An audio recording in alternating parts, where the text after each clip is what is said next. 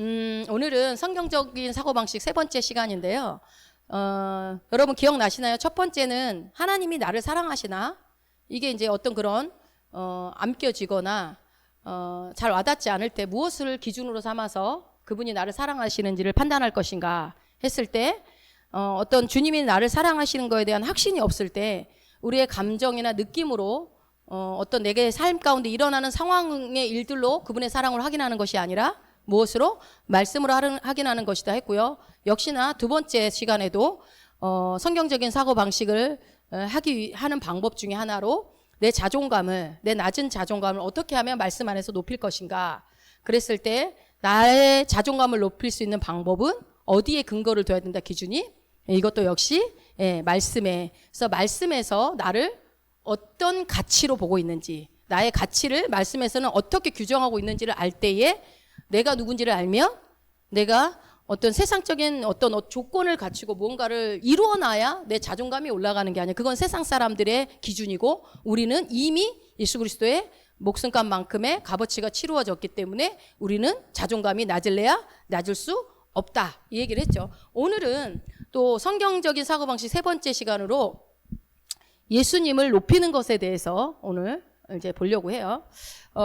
여러분 성경적인 사고방식이 뭐라고 했는지 기억나시죠? 성경적인 사고방식은 무엇에 근거한 사고방식이라고 그랬죠? 하나님의 말씀에 근거한 사고방식인데 성경이 곧 하나님의 말씀이니까 성경적인 사고방식은 하나님 말씀에 근거한 사고방식이 되는 거예요. 자, 그러면 우리는 근데 대부분이 나의 어떤 경험, 나의 느낌에 근거해서 판단하는 경우가 많기 때문에 여러분 아닌 것 같죠? 근데 우리는요, 나도 모르는 새 항상 나의 느낌과 나의 경험에 의해서 자꾸 그걸로 판단을 많이 해요. 그래서 여러분 오늘 이게 여러분 나 다 아는 얘기야 라고 할 수 있지만 무엇을 여러분들이 몰라서라기보다는 자꾸 인식시켜 주는 거예요. 이게 어떤 사고의 틀, 생각이 새롭게 돼야 할 때 그 사고 체계가 확실하게 잡혀 있으려면 계속 반복하는 것밖에 방법이 없거든요.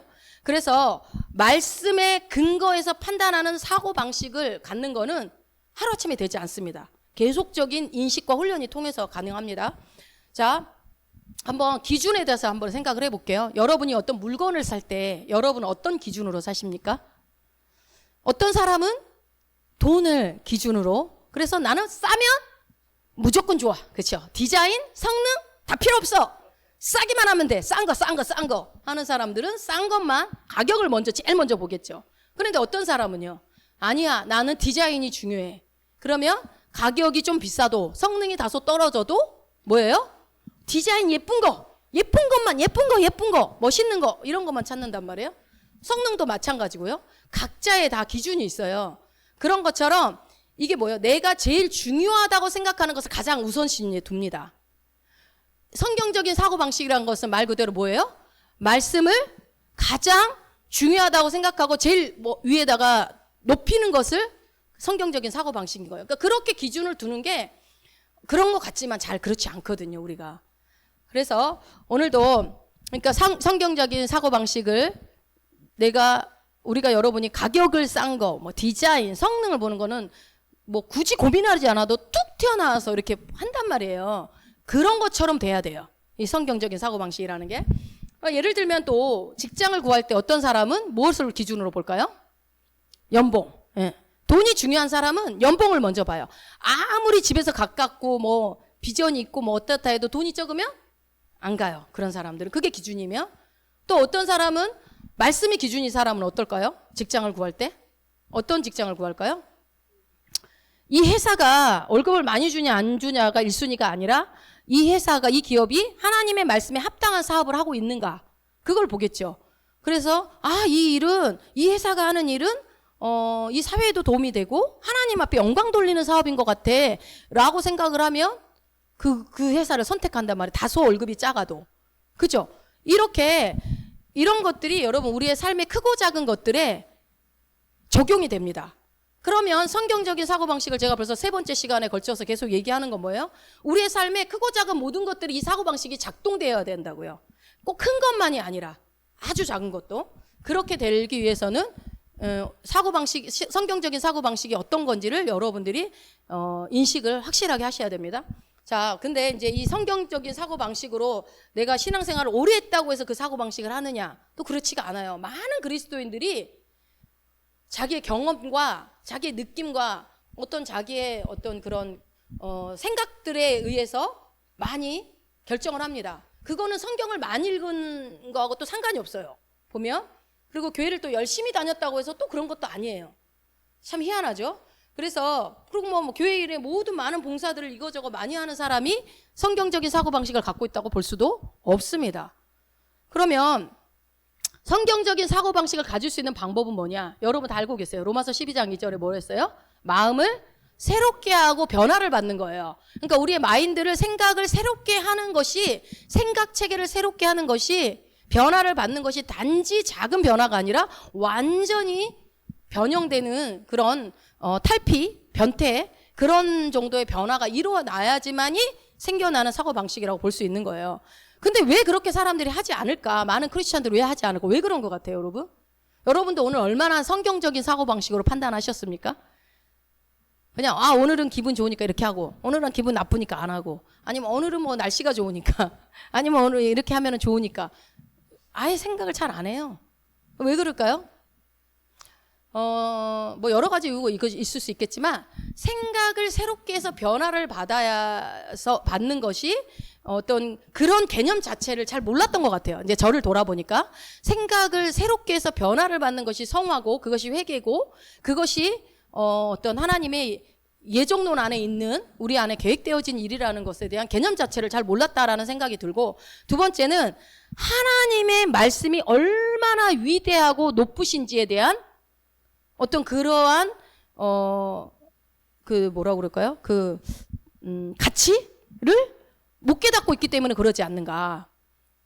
여러분 진짜 하나님의 말씀이 여러분의 인생의 최고의 가치에 두고 있습니까? 여러분의 삶에? 두기를 원하지만 사실 그렇게 살지 못하는 부분들이 많이 있다니까요. 그래서 오늘은 이 부분에 대해서 말씀드리려고 그래요. 하나님의 말씀에 대한 가치, 하나님의 말씀이 얼마나 위대하고 높은 것인지에 대해서 이제 성경 말씀을 찾아서 여러분 하나님 말씀이 위대합니다, 높습니다, 최고의 가치가 있습니다. 제가 이렇게 백날 얘기할 수도 있는데 말씀을 찾아서 근거로 해서 설명을 드리겠습니다. 여러분이 확실하게 인식할 수 있도록.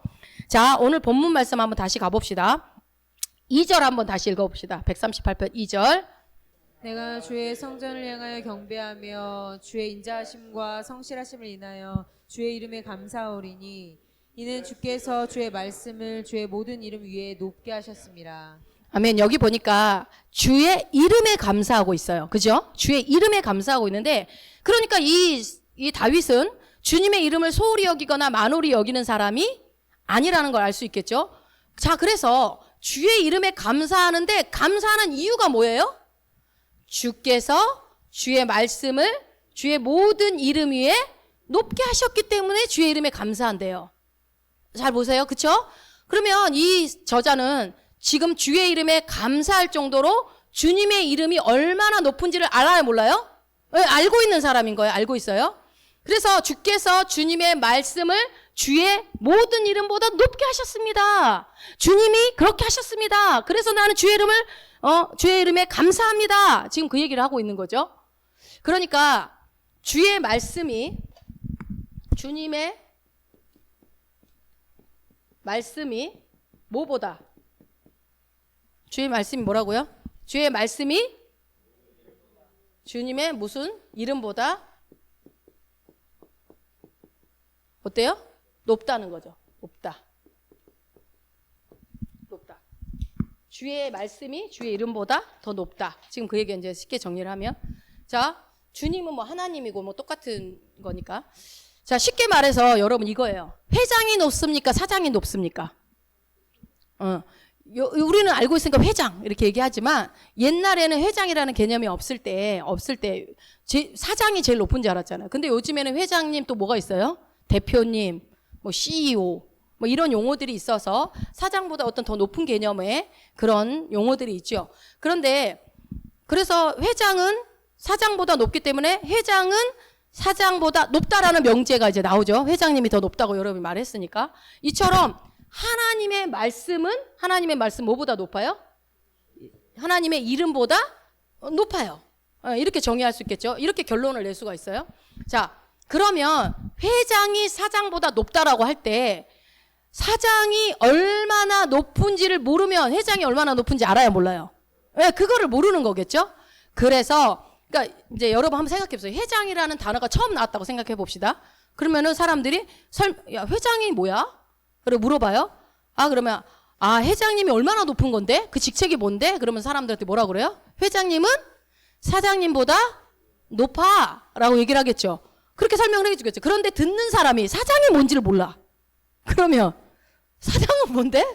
사장이 얼만큼 높아야 그보다 그러면 사장은 막 이렇게 얘기해주면 알겠죠. 그런 것처럼 하나님의 말씀이 주님의 말씀이 하나님의 이름보다 높다고 한다면 뭘 알아야 돼요?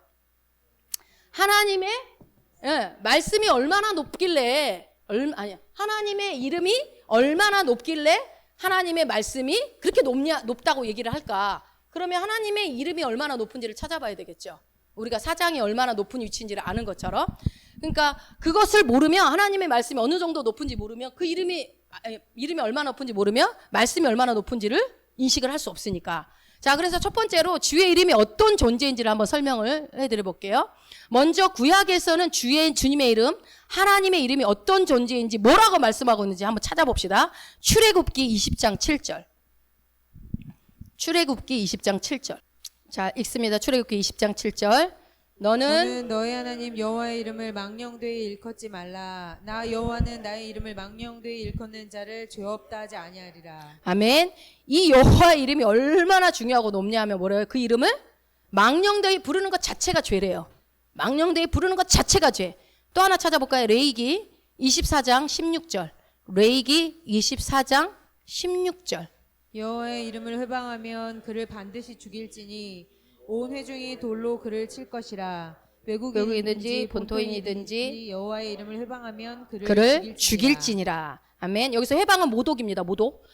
그 이름을 모독하면 여호와 이름을 모독하면 어떻게 된대요? 죽인대요. 죽어요, 그냥. 모독만 하면 회방하면 그냥 끝이야. 그냥 죽는 거야. 그냥 끝. 그러니까 그만큼 주의 이름이 엄청난 거죠. 엄청난 거예요. 우리가 그냥 막 쉽게 생각해서 되는 존재가 아니에요. 그죠? 근데 이 구약이라서 너무 무섭게 표현된 거 아니야? 뭐 이렇게 생각할 수 있죠. 그럼 계시록 가봅시다. 요한계시록 15장 4절. 주의 이름을 봅시다. 요한계시록 15장 4절 읽습니다. 주여 누가 주의 이름을 두려워하지 아니하며 영화롭게 하지 아니하오리까. 거기까지. 자, 주여 누가 주의 이름을 두려워하지 아니하며 영화롭게 하지 아니하오리까. 이거는요, 여러분 계시록 15장 1절을 먼저 한번 읽어보고 갑시다. 계시록 15장 1절.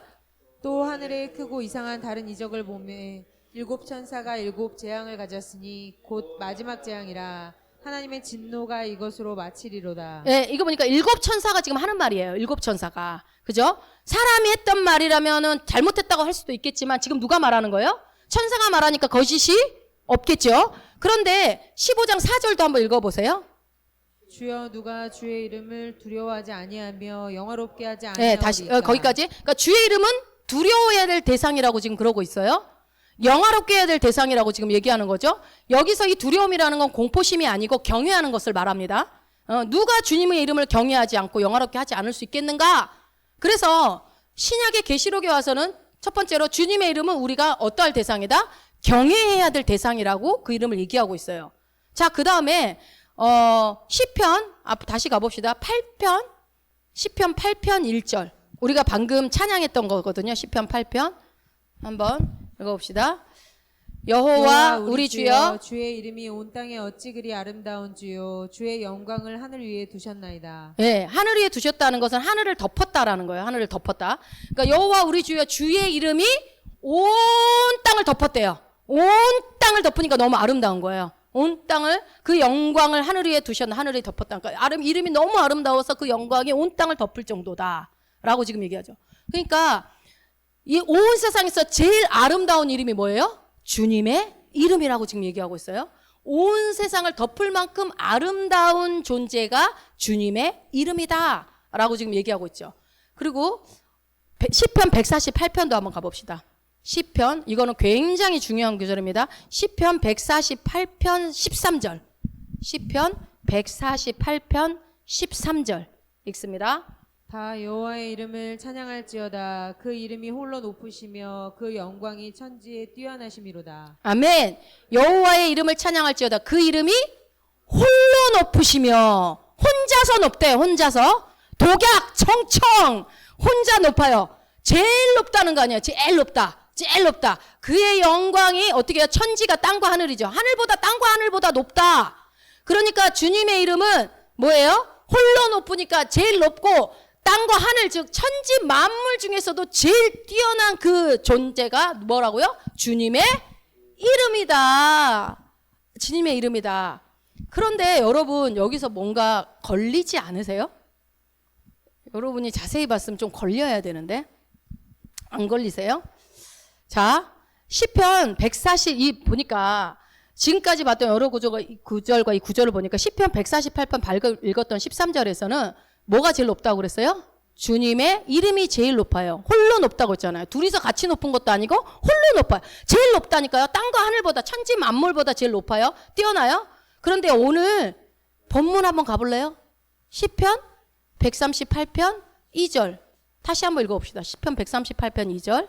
내가 주의 성전을 향하여 경배하며 주의 인자하심과 성실하심을 인하여 주의 이름에 감사하오리니 이는 주께서 주의 말씀을 주의 모든 이름 위에 높게 하셨습니다. 예, 여기서는 뭐가 높아요?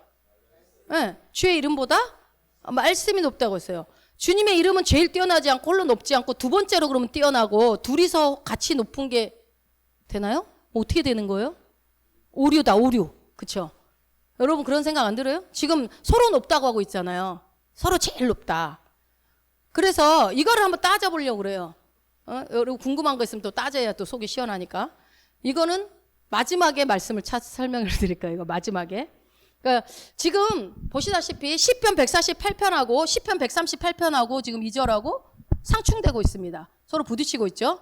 서로 안 맞는 거예요. 서로 너 제일 높다고 하니까. 내가 제일 예뻐. 아니야, 내가 제일 예뻐. 서로 제일 예쁘대. 그런 거죠. 그런 것처럼. 지금 서로 말씀이 높다. 아니야, 이름이 더 높아. 홀로 높아. 아니야, 말씀이 이름보다 더 높게 했어. 뭐가 맞는 거죠? 그러면 여러분 하나님 말씀은 항상 옳습니까? 항상 옳죠. 항상 옳아야 되는 게 맞는데 하나님의 말씀은 무엇성이 있습니다. 절대 틀리지 않아요. 말씀 옳은데 여기는 오류네요. 그러나 결과적으로는 오류가 아닙니다. 이 말씀을 제가 이따 찾아드리겠지만 이렇게 보면 오류인 것처럼 보일 수 있죠. 예. 아니 도대체 하나님의 말씀이 높은 거예요? 그분의 이름이 높은 거예요? 뭐가 높은 거예요? 뭐가 맞는 거예요? 말씀이 높은 거예요? 이름보다? 자, 어느 말씀이 맞는지 결론은 제가 항상 그러죠. 우리는 여러분이 궁금해하면 또 짜증나니까 답부터 얘기해주고 가죠. 결론은 둘 다 맞습니다. 둘 다 맞습니다. 자, 아름다운 조화를 이루는 구절이 성경에 있을까요, 없을까요? 이거에 대한 해답이 있으니까 얘기하겠죠. 그거는 지금 안 알려줄 거예요. 이따가 알려드릴 거예요. 이 놀라운 하나님의 말씀을 맨 마지막에 말씀을 드리도록 하겠습니다. 여러분, 하나님의 말씀은 항상 옳습니다. 아멘. 오류다 이러면 안 돼요. 자, 그러면 여기 시편 148편 몇 장 이제 13절에서 여호와의 이름을 찬양할지어다. 그 이름이 홀로 높으시며 그 영광이 천지에 뛰어나심이로다. 여기에서 우리가 알 수 있는 것은 뭐예요? 주님의 이름이 세상에서 제일 높다는 거예요. 제일 뛰어나다. 그러니까 회장보다 더 높은 사람이 없는 것처럼 주의 이름이 제일 높다라고 지금 얘기를 하는 거예요. 자, 그러면 사도행전으로 가봅시다. 사도행전 2장 21절. 그 이름이 어떤 능력이 있는지 한번 보자고요. 지금 말씀이 지의 이름보다 높다고 지금 시작했으니까 이름의 능력을 한번 보는 거예요. 사도행전 2장 21절. 시작. 누구든지 주의 이름을 부르는 자는 구원을 얻으리라 하였느니라. 아멘, 아멘. 주의 이름을 부르기만 해도 뭘 얻어요? 네, 구원을 받는 그런 존재예요. 엄청난 이름이에요. 부르기만 해도. 도대체 어떤 존재이길래 그 이름을 부르기만 해도 구원을 받을까? 여기까지만 봐도 주님의 이름은 엄청나죠. 엄청난 능력을 가지고 있고 온 우주 만물에서 제일 높다고 해도 과언이 아니고 제일 뛰어나고 온 세상에서 아름다운 존재고 그 이름이 어찌 그리 아름다운지 다윗이 진짜 대단한 거예요. 그런 고백을 하는 게. 그러니까 우리가 함부로 그 이름을 대해서는 돼야 안 돼요? 안 되는 거죠. 경외해야 할 대상이 주님의 이름입니다. 그런데 오늘 본문이었던 시편 138편 2절에 가보니까 주께서 주의 말씀을 주의 모든 이름에 높게 하셨습니다 라고 나옵니다. 앞서 얘기했던 주님의 이름보다 주님의 말씀을 더 높였다. 그렇다면 도대체 하나님의 말씀은 얼마나 위대한 존재라는 거예요. 아까 방금 그랬죠. 주님의 이름만 부르기만 해도 구원을 얻고 그 이름이 막 어마어마한 만물의 천지 세상 위에 제일 높다라고 했는데, 그러면 도대체 이거보다 더 말씀이 더 높으면 이 말씀은 도대체 그러면 얼마나 높다는 걸까요? 그죠? 그 생각이 이제 들어야죠. 그러면 여기서 우리가 한 가지 또 짚고 넘어가야 될 거는, 주께서 시편 138편 2절에서 주께서 주의 말씀을 주의 모든 이름이라고 그랬어요. 주의 모든 이름 위에 높게 했대요. 그러면 이름이 여러 개예요. 이름이 여러 개. 주님의 이름은 여러 개가 있는데 그 중에 하나라도 주님의 말씀보다 더 높은 게 없다 이 말이잖아요. 그죠? 말씀을 더 높게 했으니까 이름보다. 그러니까 이 주님의 말씀이라는 것은 너무나 위대하고 뛰어나고 높고 라고 할 수 있겠죠. 근데 제일 높고 제일 뛰어난 주님의 이름보다 더 높은 것이 주님의 말씀이니까 말씀보다 더 이상 높은 것은 없습니다. 자, 그런데도 불구하고 우리가 이 말씀을 모든 판단의 기준으로 삼지 않는다? 성경적인 사고방식을 여러분들이 갖지 않는다? 말씀적인 사고방식을 갖지 않는다? 기준으로 삼지 않는다? 그거 엄청난 짓인 거죠. 이게 엄청난 짓이라고 제가 표현을 할게요. 죄송해요. 왜요? 말도 안 되는 짓이라는 거예요. 성경의 말씀을 기준으로 삼지 않는다는 것은. 그러니까 성경적인 사고방식을 갖지 않는다는 것 자체가 우리 삶에 악한 영향을 미칠 수밖에 없다. 영향을 가져올 수밖에 없다. 그러니까 여러분, 우리가 지금 경험하고 있는 삶의 여러 가지 문제들 있죠. 크고 작은 수많은 문제들, 심지어 상대방 탓이라고 생각하는, 남 탓이라고 생각하는 그런 걸 다 포함해서, 그런 문제들까지 다 포함해서 어쩌면 내가 비성경적인 사고방식을 가진 것에 대한 결과일 수도 있다라는 거예요. 그렇게 생각 안 드세요? 지금 방금 봤잖아요. 말씀이 얼마나 위대한지. 그 이름보다도 위대하다고 한다면 말씀적인 사고방식을 갖지 않는 것은 크리스찬으로서 아주 나쁜 짓인 거죠. 말도 안 되는 짓인 거죠. 자, 이 주님의 말씀이 얼마나 높은지 그것을 안다면, 이것을 확실하게 안다면, 여러분이 이 성경적인 사고방식에 대해서 하나님의 말씀적인 사고방식을 갖는 것이 얼마나 대단한 건지 안다면 사람들이 너도 나도 성경적인 사고방식을 가지려고 하지 않겠습니까? 그 사고방식대로 하려고 하지 않겠습니까? 그 사고방식이 아니어서 내 삶에 이런 많은 문제들이 왔다고 한다면 그 누구보다도 성경적인 사고방식을 선택하려고 하겠죠. 저는 그렇게 생각합니다. 계속 말씀드리지만 성경적인 사고방식이라는 것은 뭐냐면요, 주님의 뜻과 내 의견이 다를 때, 많이 다를 때가 많아요. 항상 우리는 육신을 쫓아가는 것들이 강하니까. 그때 뭐를 내려놔야 돼요? 내 의견을 내려놔야 돼요? 하나님 말씀을 내려놔야 돼요? 내 의견을 내려놓는 거죠. 내 의견을 내려놓고 주님의 뜻에 맞추는 거예요. 뭐를? 내 사고방식을. 그래서 내 의견을 내려놓고 하나님의 뜻에 맞추면서 그렇게 자꾸 하는 훈련을 하다 보면 사고방식이 만들어지는 거예요. 항상 어떤 걸 내가 하려다가 잠깐, 말씀에서는 뭐라고 하지? 잠깐, 말씀은 뭐라고 하지? 이게 이제 사고방식의 틀이 만들어지는 거죠. 자, 그러면 말씀이 주님의 이름보다 더 높임을 받았는데 이 말씀이란 무엇인지를 한번 보자고요. 한번 알아보자고요. 지금 계속 우리가 주의 이름에 대해서 봤어요. 그럼 주의 말씀은 우리가 알고 있지만 하나님의 말씀은 뭡니까? 하나님의 말씀은 하나님께서 하신 말이죠. 하나님께서 하신 말. 그러면 우리가 말을 높여서 우리는 말씀이라고, 우리 한글 성경에는 말씀이라고 나와 있지만 영어에서는 말씀이나 하나님의 말이나 다 똑같이 word, 똑같아요. 똑같은 단어로 써요. 우리는 이제 존칭이 있다 보니까 말씀 이렇게 하는데, 그러니까 하나님이 하신 말이 곧 말씀이에요. 그러니까 하나님은 하나님의 뜻과 하나님의 말이 동일합니다. 그죠? 하나님의 뜻이 뭘까요? 하나님의 뜻이 뭔지 모르겠어요. 그 사람은 나 성경 안 보고 있어요. 이 말이랑 똑같은 말이에요. 그죠? 하나님의 말씀이 여기 다 있는데, 하나님은 진실하시고 거짓말을 할래야 할 수가 없는 분이에요. 그러니까 하나님의 말씀은 모두 다 하나님의 뜻입니다. 맞습니까? 그래서 하나님의 의견이죠. 그러니까 우리가 내 의견이 있지만 성경적인 사고방식을 갖는 것이 나한테 하나님이 유익이다라고 지금 얘기해 주는 것은 말씀이 뭐라고 하는지를 빨리 생각을 해야 된다라는 거죠. 자, 그런데 이제 우리가 간과하고 있는 부분이 있어요. 자, 요한계시록 19장 13절 가봅시다. 우리가 놓치고 있는 부분이 있습니다. 계시록 19장으로 가봅시다. 13절을 한번 읽어봅시다. 계시록 19장 13절. 읽습니다. 또 그가 피 뿌린 옷을 입었는데 그 이름은 하나님의 말씀이라 칭하더라. 아멘. 여기서 피 뿌린 옷을 입었다고 하니까 누구신지 알겠죠? 누구요? 예수님이죠. 이건 누가 본 거예요? 사도 요한이 본 건데 요한이 이렇게 부른 게 아니라 요한이 피 뿌린 옷을 입고 계신 누구를 본 거예요? 예수님을 본 거예요. 이게 재림하실 예수님을 본 거예요. 그러니까 육신으로 계셨던 예수님이 아니라 다시 오실 예수님을 본데 근데 그 이름은 뭐래요? 답이 나와버렸네. 그 이름은 하나님의 말씀이라는 거예요. 저는 예수님의 원래 이름이 하나님의 말씀이라고 생각합니다. 자, 여러분 요한복음에 보면 태초에 말씀이 계시니라 말씀이 하나님과 함께 계셨으니 이 말씀이 곧 하나님이라고 그랬어요. 말씀이 육신이 되어 우리 가운데 거하심에. 그래 나오죠. 말씀이 육신이 되어 오신 분이 누구예요? 예수님. 그러니까 육신이 돼서 오면서 그 이름을 새로 가졌어요. 어떤 이름으로요? 예수. 예수라는 이름을 가졌어요. 근데 원래 이름은 예수가 아니고 뭐였어요? 하나님의 말씀이었다고요. 그러니까 하나님의 말씀이었는데 그 말씀이 육신을 입고 오니까 뭐가 됐어요? 예수가 된 거예요. 예수. 그래서 예수님의 원래 이름은 그 영원하신 이름은 뭐예요? 하나님의 말씀이 원래 이름이라고요.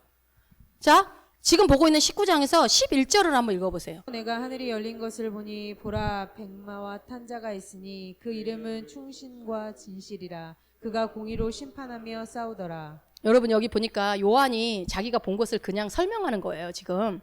근데 예수님께서 뭐를 탔대요? 백마, 하얀 말을 타고 계신데 이름이 있대요. 이름이 뭐예요? 충신과 진실이라는데. 그러니까 충신과 진실이 뭐냐면 신실하신 분, 참되신 분이에요. 그 이름인데 예수님이 하얀 말을 타고 있는데 이름이 있는데 이름이 뭐다? 신실하신 분, 참되신 분이라는 충신과 진실이라는 이름이 있대요. 여기 대놓고 이름을 얘기해 주죠. 그러니까 이렇게 주님의 이름이 나오는데 지금 예수님의 이름이 지금 모든 이름이라고 그러니까 이름이 여러 개라고 그랬죠. 충신과 진실 이제 두 가지가 나왔고요. 마태복음에서 그 이름을 예수라라 아들을 낳으려니 그 이름을 예수라라 해서 예수라는 이름이 또 나왔어요. 그럼 모두 몇 개의 이름이? 세 개. 벌써 3개 나왔어요. 아유 그거 말고도 이름 많잖아요. 여호와 샬롬, 여호와 니시, 여호와 라파, 여호와 뭐죠? 뭐 이레 뭐 이런 거. 그 이름 맞나요? 그건 이름이 아니에요. 자, 여호와 샬롬이라는 것은 기드온이 불렀던 제단 이름이에요. 이거 안 찾을게요. 사사기에 가면 제가 읽어드릴게요. 기드온이 여호와를 위하여 거기서 단을 쌓고 이름을 여호와 샬롬이라 하였더라. 그 단 이름을 뭐라고 그랬다고요? 여호와 샬롬이라고 했던 거지 이름이 아니에요. 또 그러면 니시, 여호와 니시 이거는요. 출애굽기 17장 15절에 보면 모세가 단을 쌓고 그 이름을 여호와 니시라고 했어요. 이것도 마찬가지 모세가 불렀던 제단 이름이에요. 그러면 또 뭐가 있을까요? 여호와 이레 봅시다. 이거는 아브라함이 창세기 22장 14절에 보면 아브라함이 그 땅 이름을 여호와 이레라 하였으므로 라고 나와요. 그럼 뭐예요? 아브라함이 부른 지역 이름이 여호와 이레라는 거예요. 그럼 여호와 라파는요? 무슨 뜻이에요? 치유하시는 하나님이라는 뜻이지 이름은 아니에요. 치유하시는 하나님. 근데 그것을 이름이라고 하시면 안 돼요. 그래서 성경에 대놓고 이것이 이분의 이름입니다라고 나온 거 요거 지금 방금 봤던 거 이건 것 같아요. 이 구절인 것 같아요. 그죠? 19장 11절에 나오는 계시록 19장 11절에 나오는 충신과 진실 그리고 마태복음 1장 21절에 나오는 예수. 네. 그러니까 3가지가 있고요. 지금 19장 있죠? 12절도 한번 읽어봅시다. 다시. 그 눈이 불꽃 같고 그 머리에 많은 면류관이 있고 또 이름 쓴 것이 하나가 있으니 자기밖에 아는 자가 없고. 아멘. 지금 재림하실 예수님을 지금 보고 있다고 그랬어요. 그걸 묘사하는 거예요. 지금 요한이 보고. 근데 이게 참 이해가 안 돼요. 잘 보세요. 그러니까 요한계시록 지금 1장 13절부터 묘사되고 있는 게 뭐냐면요. 예수님의 부활체 모습이에요. 예수님이 부활했을 때 어떤 모습을 하고 있는지. 그럼 아기 예수일까요? 아니죠. 십자가 못 박혀 죽으신 예수? 아닙니다.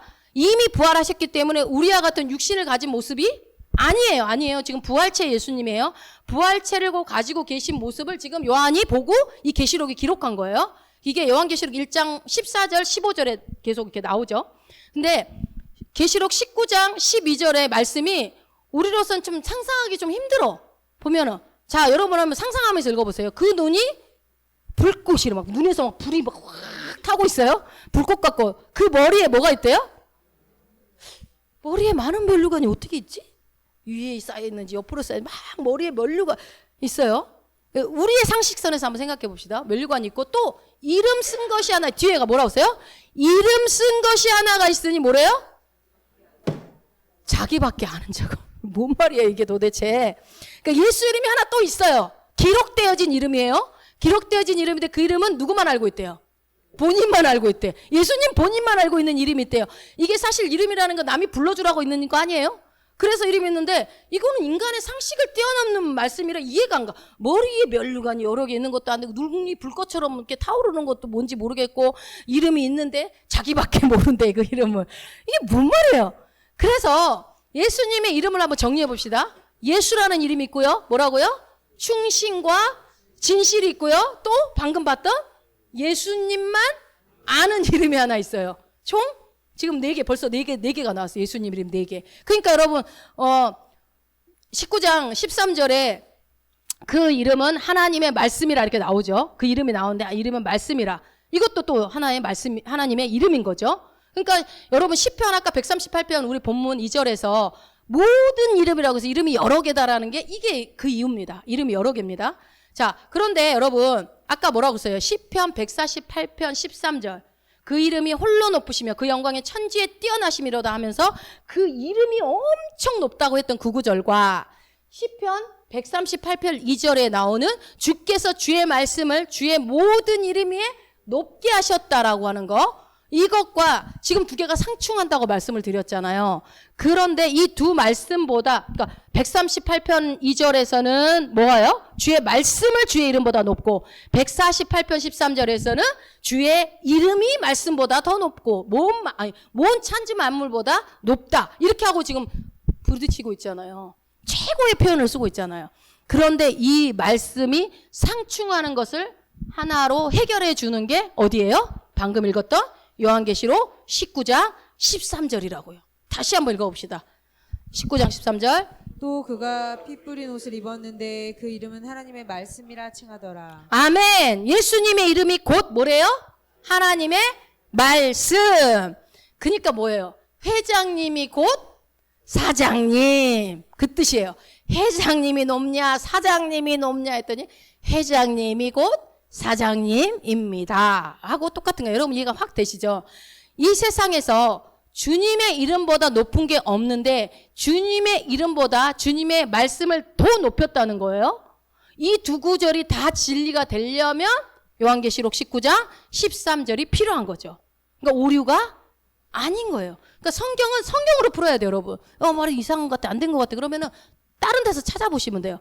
그러니까 그 이름은 뭐라고요? 하나님의 말씀. 그분의 이름이 곧 하나님의 말씀이다. 예수님의 이름이 하나님의 말씀이다. 너무 말씀이 딱딱 맞아 떨어지지 않아요? 놀랍지 않아요? 그럼 쾌감이 느껴지지 않아요? 이럴 때 막 말씀이 딱딱 맞아 떨어질 때 분명히 이건 뭐지? 상충하는 것 같아. 뭐가 높다는 거예요 도대체? 그랬더니 계시록 가니까 야 말씀이 하나님의 그 이름이 곧 하나님 말씀이라니까 회장님이 사장님이라니까 하고 지금 설명을 해주는 거잖아요. 거기다가 또 이 하나님의 말씀은 하나님께서 하신 말이잖아요. 그 말씀. 그런 뜻도 있지만 여러분 요한복음 가봅시다. 요한복음 1장 14절. 아는 말씀이지만 다시 한번 봅시다. 아까 봤던 건데 말씀드렸던 건데 요한복음 1장 14절입니다. 시작.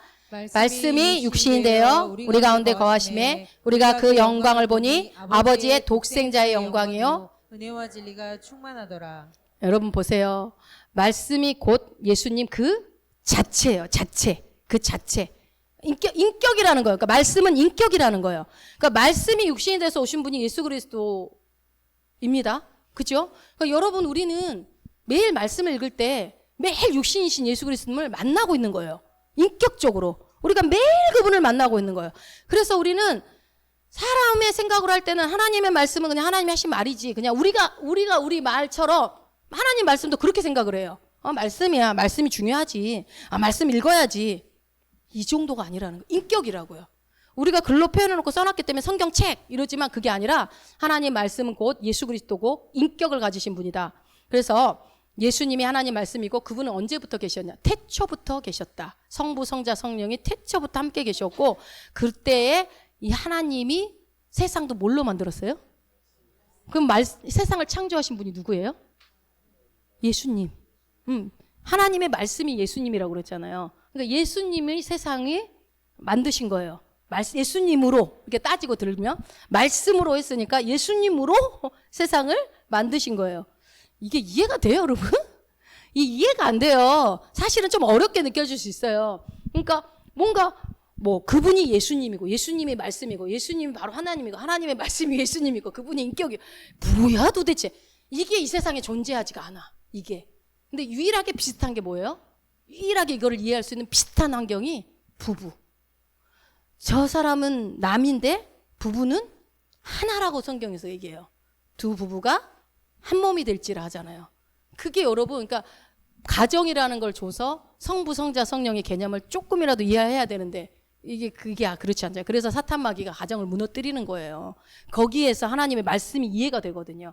네가 나고 내가 너고. 그래서 뭐라고 그래요? 말씀이 남편들아 아내를 내 몸처럼 사랑하라고 얘기해요. 아내들아 남편에게 복종하라고. 그렇게 하는 이유가 뭐 네가 높으니까 네가 이런 차원이 아니라 바로 하나님이 곧 하나님의 말씀이 곧 예수 그리스도고 예수 그리스도가 하나님이고 그분이 인격이시고 그분으로 통해서 이 땅에 오셨고 그분의 말씀으로 이 세상에 만들어 이 모든 인간으로서 이해 안 되는 이런 것들이 아니 피도 안 섞였는데 남인데 하나래요.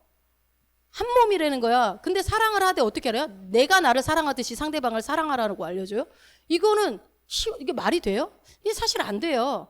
그런데 신기하게 또 두 사람을 통해서 하나의 자식이 또 나오죠. 두 사람의 공통적인 닮은. 이게 신비해요. 이게 되게 놀라운 거. 그러니까 이 가정이 하나님의 말씀이 보여줘야 돼요. 가정 안에서. 이게 깨달아져야 되는 거예요. 하나님이 얼마나 놀랍게 세상을 만들고 인간을 만들고 그 말씀을 우리 가운데 풀어주고 있는지 우리가 이제 깨달아질 수 있겠죠. 그래서 말씀 그러면 이제는 말이라고만 생각하지 마시고 인격이라는 거, 말씀이 곧 예수님이라는 생각을 하시면서 귀하게 생각하시면서 말씀을 읽으셔야 되고 그래서 여러분이 고백 기도를 하면서 말씀을 선언할 때 놀라운 역사가 일어나는 건 여러분 다른 책은요 이렇게 반복 읽어도 어떤 효력이 없어요. 근데요 성경은요 말씀은요 살아있어 운동력이 있다고 그랬죠. 그래서 말씀을 계속 반복해서 읽고 또 읽고 얘기하고 계속 얘기해 주잖아요. 그러니까 내가 예를 들어서 재정적인 어려움이 있다. 그러면 그 재정에 관련된 말씀들을 계속 불어 넣어주면 줬을 때 인격이기 때문에 일을 한다니까요. 말씀을 나한테 주면 그 말씀이 일을 하는 거예요. 내가 기도해서 된 게 아니라 그 말씀이 일을 하는 거예요. 그래서 그거를 알려주는데 안 하잖아요. 인격으로 대하고 그분을 내 삶 가운데 받아들여서 우대해드리고 인정해드리면 그리고 또 그분이 성령님으로 지금 내 안에 내주해버리고 계시죠. 그러니까 우리가 뭐 불러야 되고 그때그때마다 요청해야 되고 이러면은 힘든데 아예 내 안에 계시고 또 그거 안 믿을까봐 방언도 주시고 각양 은사를 주시고 기도할 때 음성도 들려주시고 진짜 하나님 할 수 있는 거 다 있어. 솔직히 말해서 다 있어요. 할 수 있는 거. 그래서 하늘은 하늘의 것이라 땅은 너희에게 줬다라고 하면서 아담이 빼앗겼던 통치권을 여러분에게 빼앗아서 줬단 말이에요.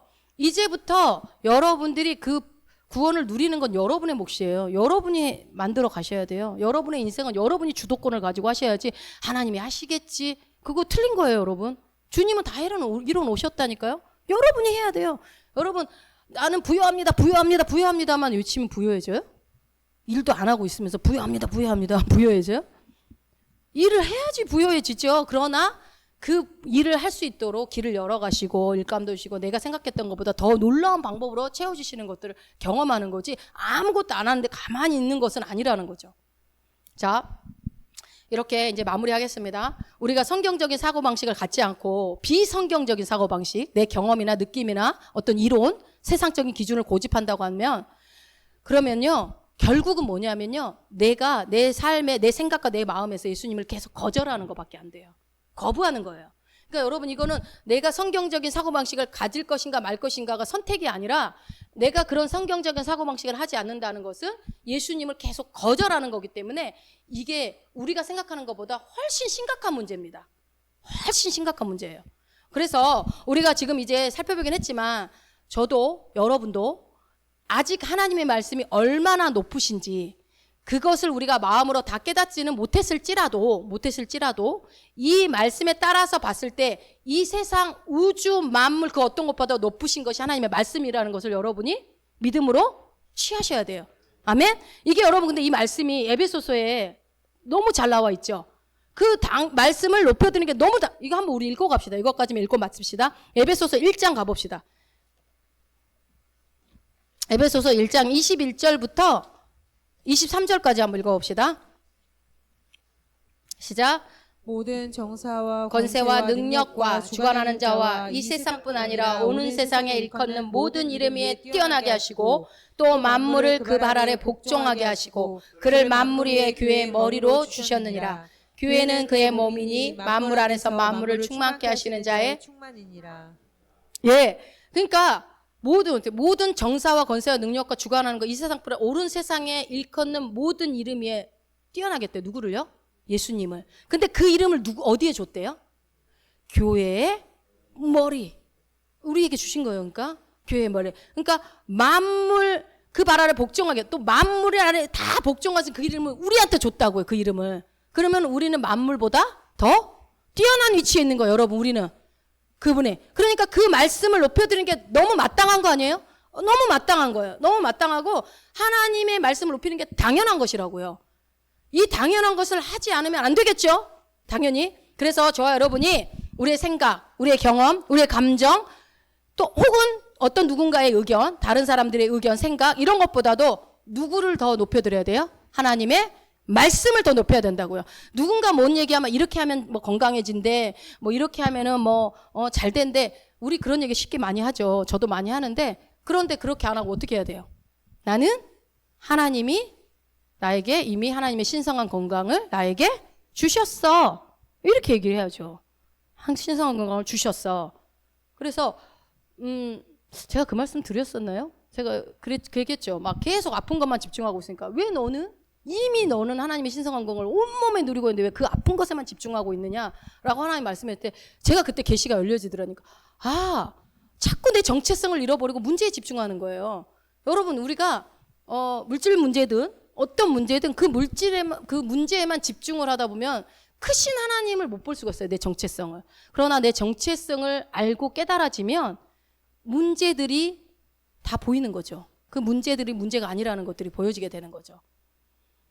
그래서 우리의 삶의 모든 선택의 기준을 하나님의 말씀으로 삼으셔서 성경적인 사고방식으로 말씀적인 사고방식으로 새롭게 된 생각들을 가지신다면 여러분의 삶 가운데 그 말씀이 살아서 역사에서 여러분들이 말하는 대로 그대로 다 이루어질 것입니다. 그러한 저 여러분 되시기를 예수 이름으로 축원드립니다. 아멘.